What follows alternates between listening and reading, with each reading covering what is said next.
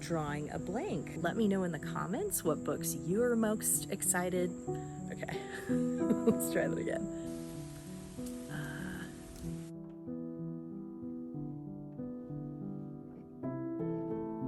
Hello and welcome back to my channel. If you're new here, my name is Erin. I create bookish videos and also nature-inspired videos on my channel, and I'm so glad to have you visiting here today.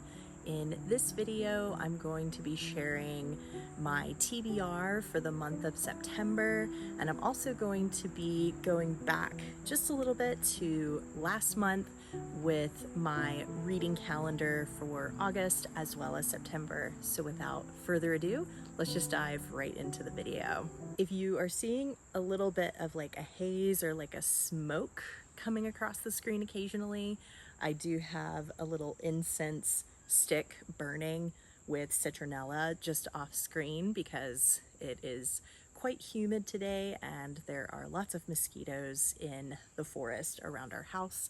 So I'm trying to avoid getting bitten while I'm outside filming today. For those of you who are new to my channel, every month I do a TBR as well as reveal what book I'm going to be reading from my reading calendar.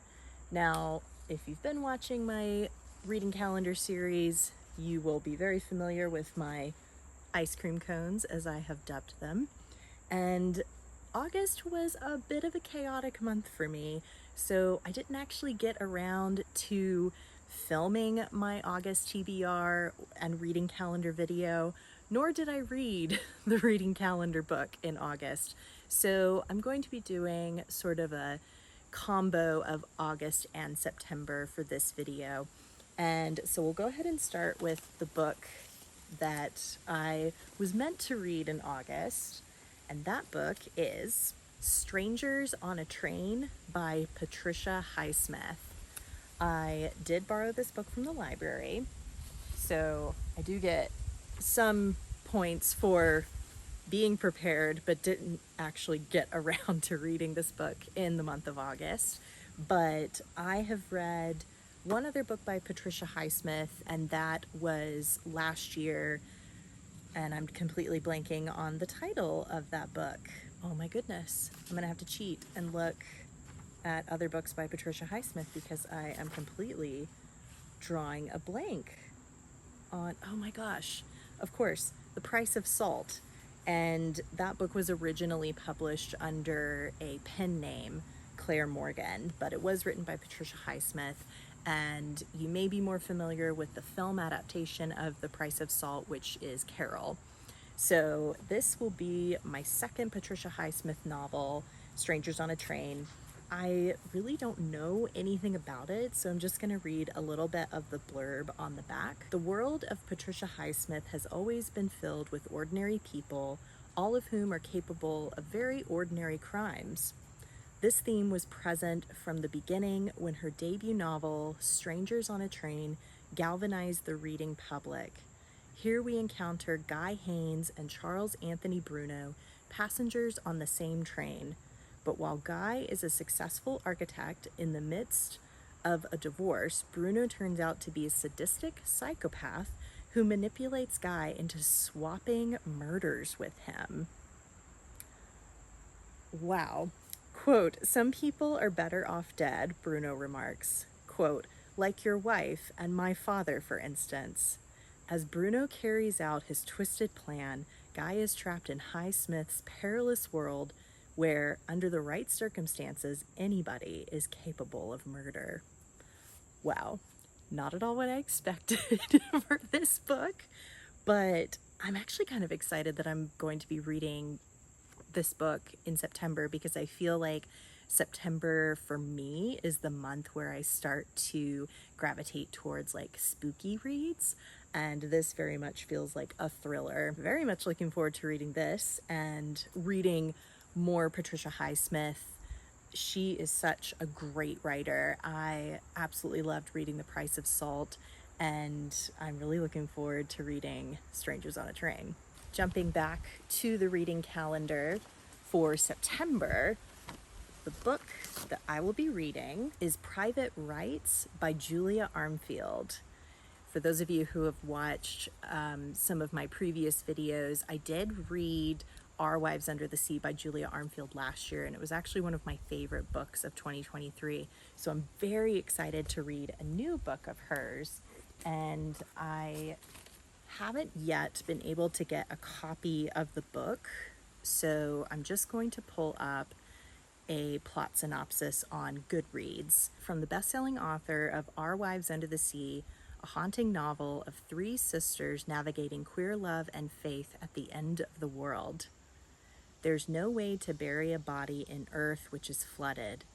It is a fact consigned to history along with almost everything else. It's been raining for a long time now, for so long that the lands have reshaped themselves. Old places have been lost. Arcane rituals and religions have crept back into practice. Sisters Isla, Irene, and Agnes have not spoken in some time when their estranged father dies. A famous architect revered for making the New World navigable, he had long cut himself off from public life. They find themselves uncertain of how to grieve his passing when everything around them seems to be ending anyway. I don't want to continue reading on because I imagine that there's going to be a lot of pieces of the plot that unfold, and I want to be surprised, but I'm really excited to read another Julia Armfield book. She is another author that I really, really like her writing style, and so far the books that I'm going to be reading by her have queer representation, which I really appreciate. And at least in Our Wives Under the Sea, I liked how she was able to take these very ordinary characters and show even some like really mundane aspects of their lives, but still make it really thrilling. And I kind of feel like this book, Private Rights, is going to be somewhat similar. So very much looking forward to reading Private Rights by Julia Armfield this month. And the final book that I will be adding to my TBR for this month is actually for my book club, which I host over on Patreon. And the book for September that we will be reading is The Alchemist by Paulo Coelho. And this is one that I'm sure many of you have either heard of or seen or possibly even read. This is the 25th anniversary edition. I got this copy many years ago at a used bookstore in Florida, and it's one that I have been wanting to read for many, many years, and for whatever reason, it's one that I haven't like picked up from my bookshelf. But I decided September's the month that I'm gonna read it finally. I will share just a little bit of the plot synopsis as written on the inside cover here. This story, dazzling in its powerful simplicity and soul-stirring wisdom, is about an Andalusian shepherd boy named Santiago who travels from homeland in Spain to the Egyptian desert in search of a treasure buried near the pyramids. Along the way, he meets a gypsy woman, a man who calls himself king, and an alchemist, all of whom point Santiago in the direction of his quest. No one knows what the treasure is, or if Santiago will be able to surmount the obstacles in his path, but what starts out as a journey to find worldly goods turns into a discovery of the treasure found within. Lush, evocative, and deeply humane, the story of Santiago is an eternal testament to the transforming power of our dreams and the importance of listening to our hearts. This book is definitely up my alley as far as the types of books that I like to read. I love these sort of coming of age stories. I feel like this almost has some very like soft fantasy elements to it, and maybe my opinion of that assessment will change as I get into the book, but I definitely like to feel transported when I'm reading a book, and just even from that little description, I feel like I'm already transported into the world of Santiago. So very much looking forward to reading this with my book club members over on Patreon. I will leave a link in the description box with more information to my Patreon. And speaking of my Patreon, I would like to announce that I'm going to be hosting a 24-hour readathon over on my Patreon. The readathon will be taking place September 14th and 15th. And if you want to participate, you're very welcome to. All you need to do is to sign up as a free member over on my Patreon. Again, I will leave that link in the description box.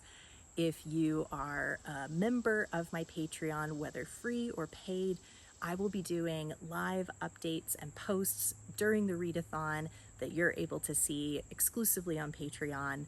And later in the month, I will be sharing the video of myself completing the readathon with my paid membership tiers. So if you want to check out my Patreon and get a little taste for the type of content that I create exclusively for my patrons, you have an opportunity this month. Thank you so much to my patrons who have been supporting me this year, and thank you to everyone who has joined my Patreon free membership. It really means so much to me to have your support, and I hope that you will join me for this readathon later this month. And those are all the books that I am adding to my TBR for the month of September. I'm keeping my list small again because I was in a bit of a reading slump. I'm slowly coming out of it, and I just want to make sure that I'm not overloading my TBR with so many books that I feel overwhelmed and therefore slip back into my reading slump. Let me know in the comments what books you are excited to read this month. I always love reading your suggestions and getting ideas for future books that I add to my want to read list. So please share those below. Thank you so much for watching. I am so glad to have you here, and I hope that you are doing well wherever you are in the world.